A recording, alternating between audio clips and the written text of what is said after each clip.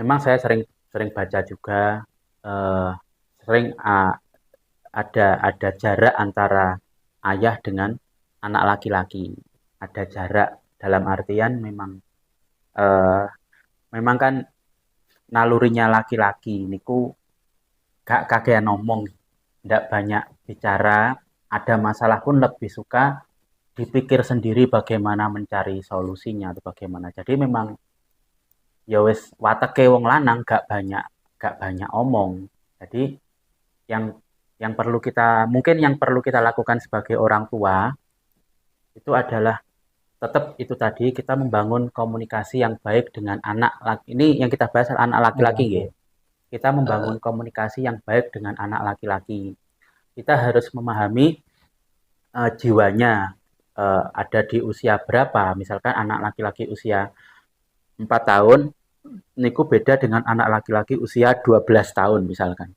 Kita harus memahami itu. Jadi misalkan kita punya anak umur 12 tahun, itu kita menempatkan diri sebagai sahabatnya.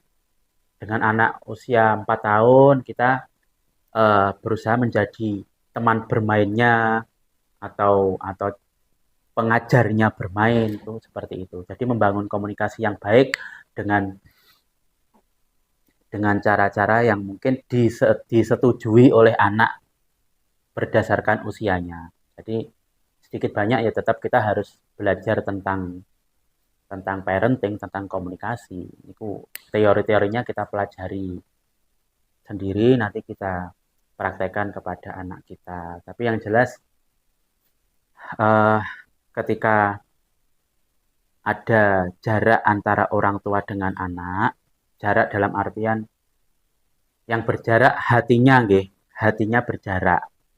Bukan bukan ada loh, anak dan ayah niku tidak saling berkomunikasi. Maksudnya tidak banyak ngomong, tapi mereka hatinya dekat, Menyatu ya. hatinya dekat.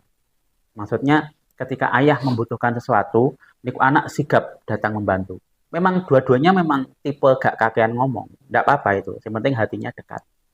Nah itu kembali lagi mungkin bisa kita lakukan usaha dengan memahami jiwa anak yang pertama, terus yang kedua ya kembali lagi kita senantiasa kirim Fatihah untuk hati anak-anak kita agar agar dilembutkan oleh Allah.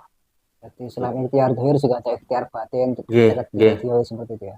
nggih. Bahkan ikhtiar batin, menurut saya ikhtiar batin itu adalah doa, terutama niku adalah senjata kita sebagai seorang muslim.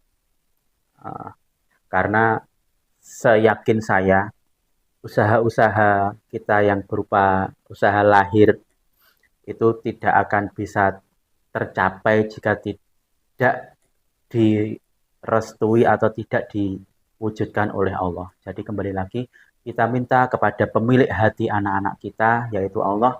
Kita minta kepada Allah agar hati anak-anak kita senantiasa dilembutkan oleh Allah. Itu yang paling penting menurut saya.